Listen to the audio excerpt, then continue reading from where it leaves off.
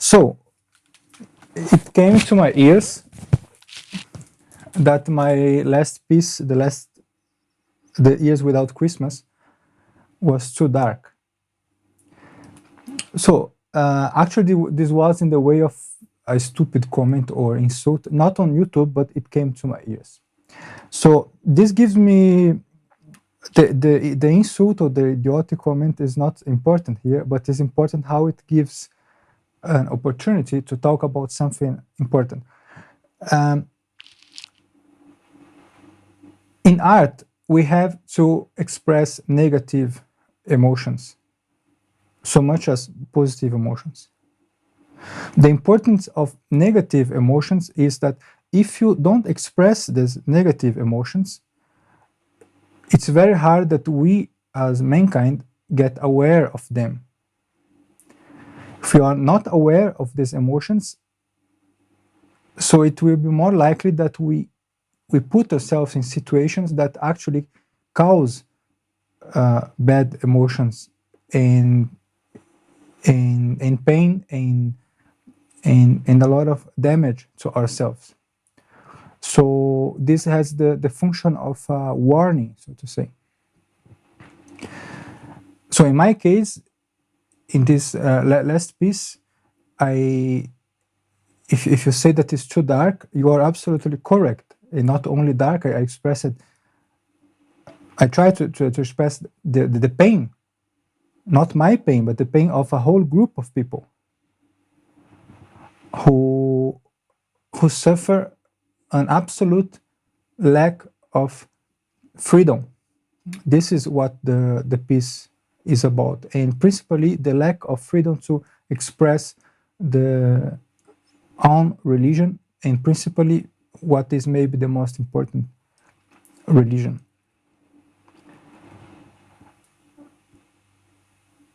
So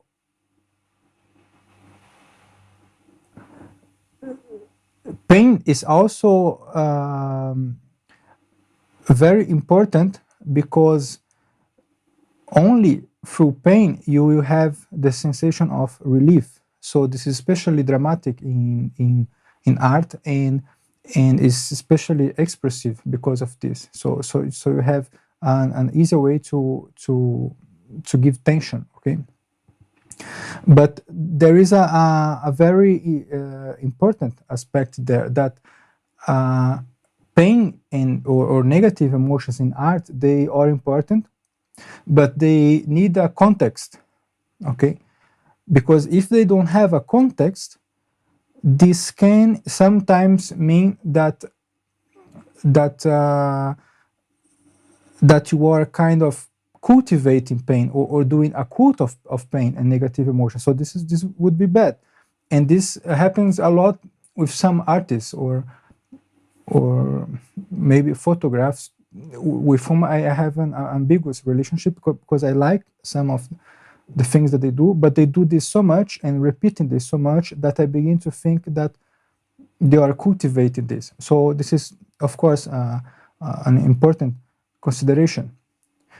But there is no problem in expressing negative emotions in music, and many composers, they achieved a special status in the history of music, exactly because of this. Okay, so for example, Gesualdo, Rachmaninoff, Beethoven. I would not say that he's a composer of pain, but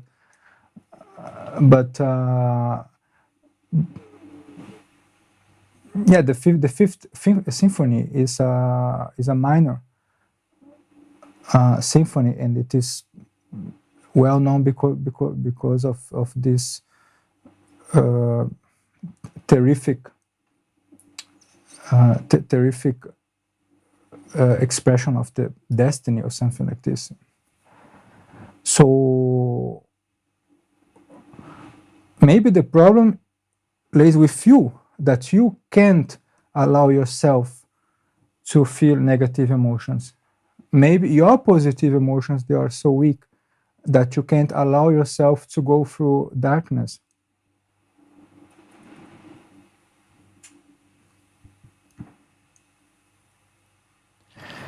So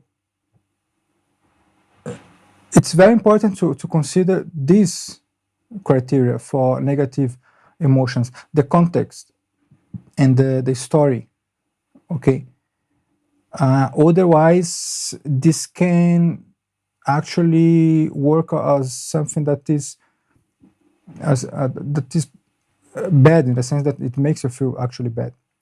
So if you consider this old rule in music, that you have the more lyrical movement and expressions of pain or negative emotions, you have this as a second movement. So this is in between the first and third movement of the symphony or sonata. So it's not by chance that you have things like this, because actually you don't have any resolution in these movements, because they are incomplete. They are not entirely satisfactory. This is true. Okay, so there is this thing about the context. In the case of my piece, the context is, in my view, absolutely how is called, grounded. So the argument is absolutely valid, because this is for a higher purpose. Okay, so this is expression of negative emotions with intention of making aware of one of the highest things possible. So this is a case where I am not only being the kitsch of horror music or negative music. I am actually doing a serious warning on mankind and using all my skills as a composer to reach this in the time that I had to do this, because I do this also in a way that I match the calendar and the cosmic order of the time, so to say, in the human time. So I wanted really to release on Christmas or winter solstice.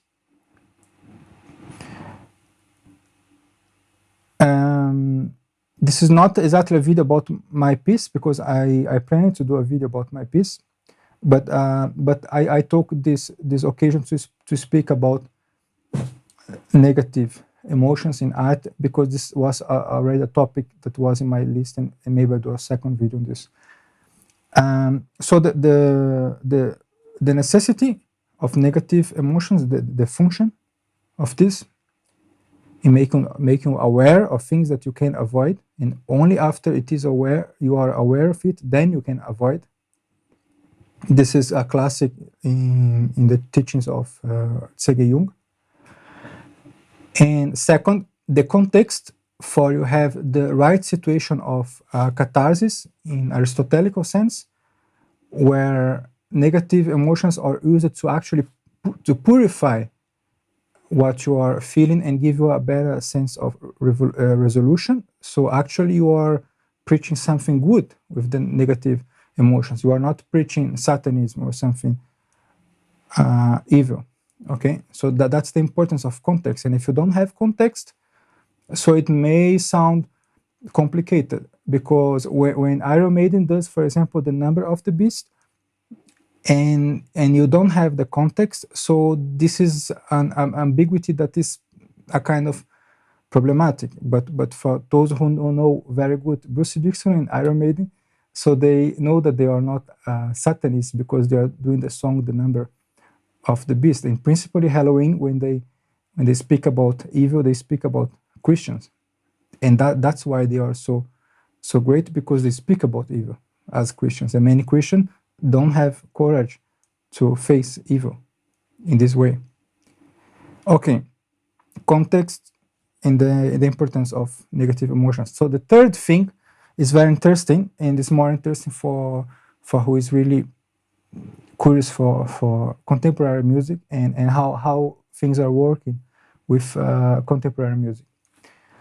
We have a problem in music theory that our musical language that we have in contemporary music is not one language, but the resource that we have to do a music that is suitable to our aesthetical needs of our time, not museum music. All these resources that we have now, they do not allow us so easily to express positive emotions, or I would say it's quite impossible. The best that you can get with it is what you can hear in some examples of the composer Olivier Messiaen, or maybe Scriabin, where you have a music that is more colorful, okay? Or maybe Schnittke, I don't know. There is some situations where you have a kind of more positive music in contemporary music, but generally speaking,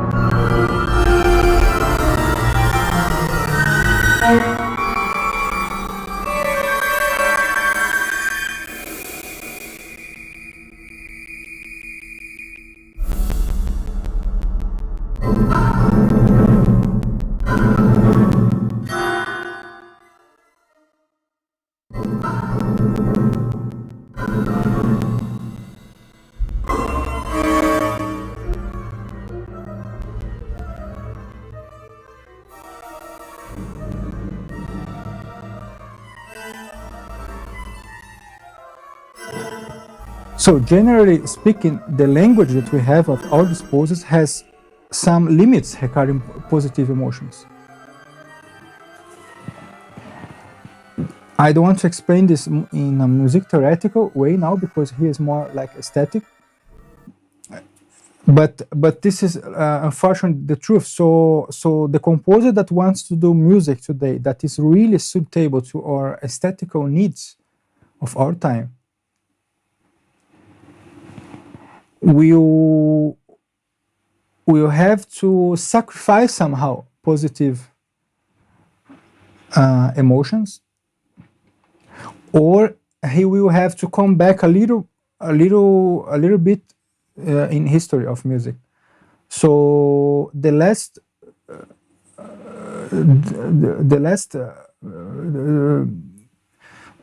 way we heard contemporary music that had a kind of positive emotions was by Stravinsky, but it was positive because he was using still some elements, neoclassical elements, that was some techniques that actually they came from Bach and Beethoven, okay? So it's very hard to express positive emotions with our more contemporary heritage regarding musical material, musical language, okay?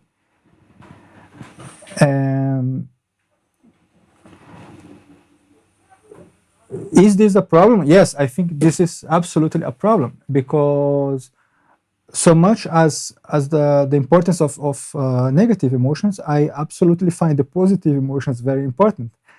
And if there is something that I criticize in my music, is that I still didn't found a good way to communicate positive emotions through music, because I think this would express the highest amount of skill that I would be able to achieve, unless I begin to compose music of museum like Bach or Handel. So unless I imitate these composers, what is other things, and I do sometimes because I have fun, and to show my skills for students or people who are hiring me, because many people they find unbelievable that someone can imitate other composers. But actually, this is especially hard for us as contemporary composers who are searching for the most honest expression of the aesthetical needs of our time. And this is a very important thing. You can just be blind to this. We are post-war. We are we visited the moon already. Okay, we are facing the fucking metaverse. Okay, we have softwares who can compose music. So not defending a blind and radical avant-gardism. This is also an utopia. But speaking about the necessity of finding the language of our time, and from a more musical theoretical perspective, this is a little bit, this looks like impossible. In my whole course of music theory at Mozarteum, it was never talked about this, but it was always kind of obvious for me, because every music is a kind of negative. And this annoys me as well, because when the music is negative but about nothing, so I also find annoying and or bad. But if the music express or the artwork express negative emotions, but it has really a responsibility regarding meaning and symbol and cultural function, so I find okay and awesome. Okay, so context is very important, and it's absolutely okay to not like something, or even to not like my music. What is not okay is to be ignorant about art and about basic principles of aesthetic that should be taught in school, because this has to do with your sense of placement in society and in the ways that human beings form and build meaning. So this is the function of school. The school should tell you where you were, what was before you, where are you going as a collective, and where you are. Okay, so if you don't have this basic knowledge that art deals with positive and negative emotions, so you are ignorant at this point. So this is a matter of information or education or awareness. Okay, and as I said, to not like something, to not like Shakespeare, or it's not exactly the problem. The problem is to cultivate ignorance in things that are fundamental, and worse, what is an effect of this cause, to be disrespectful, face such things. So if you don't like Shakespeare so much, I can understand, but if you are too ignorant about it, so that's a little bit bad. And if you begin to be disrespectful because you are ignorant, so I say, fuck you. Okay, so but I am very thankful for the insult, because it gave me opportunity to teach this to people, and this is not something new. This is many people, so many people are in the university today, actually, so they have access to this idea somehow. And I think to these people, or people who are a little bit more intellectual with art, this is, I am telling here, just the most basic thing. But maybe they didn't heard about this. It was always in the back of the mind. Okay, they never actually made the question to themselves why contemporary music is always a little more like negative. It's a very important question. Okay, so I try to give you here the first lines about this, with this answer regarding the limitations of the musical language that we have in our time. Our musical language is very open. It's quite everything possible, but we still can't express positive feelings in a way that you can still call this contemporary classical music. Of course, you have jazz, you have rock, blues. They oftentimes they express so good positive emotions. Principally, if you hear fusion jazz, Japanese fusion jazz, I hear this the whole time because I have to compensate. So it's amazing, okay? But as contemporary classical music, and this what I call contemplative music, the music that has the function to express poetic content and to go deep in your soul, and to have the effect of the catharsis. This means this transformation in your soul in the moment that you are hearing this. For this kind of music, it is still an interrogation how we express positive emotions. And the best music that in terms of classical music that expressed positive emotions ever, in my opinion, and very well known, was or the Brandenburg concertos of Bach. I think Bach mastered this art, and some Baroque composers next to him. To be honest, also they gave us a similar feeling of positive emotions, in the sense that it's not just full and superficial, do you understand? So you have later in the classic, but with Mozart and Haydn also, but then then you have to find a little bit better. But from Monteverdi until Beethoven, I mean the time of Beethoven, not the composer, if you hear Hummel, a lot of these composers, that they compose so music that makes you feel like not only happy but wanting more of the abundance of happiness that it is possible in the world outside us. You understand? They give us the feeling, the first romantic piece. So from Monteverdi to Beethoven, you have this gold era of positive emotions in music.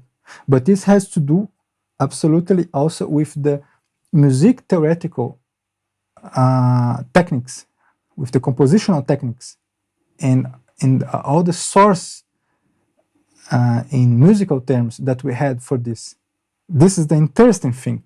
So how something very objective and concrete, the compositional rules and techniques, how they affected the possibility of expression of positive or negative emotions, and how the necessity of music to develop into something new and new sounds, and also to match the new aesthetical needs of the next generations, how this affected our capability of expressing positive emotions, in the sense that suddenly we don't see this anymore. So we see Debussy, Wagner, Schoenberg, Hugo Wolf, always going for more negative emotions.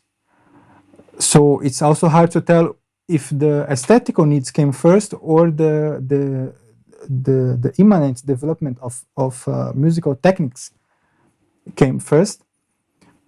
I think it's like dialectically together. It's hard to tell, but this is what happened. And then when you have expression of positive emotions later in contemporary classical music, in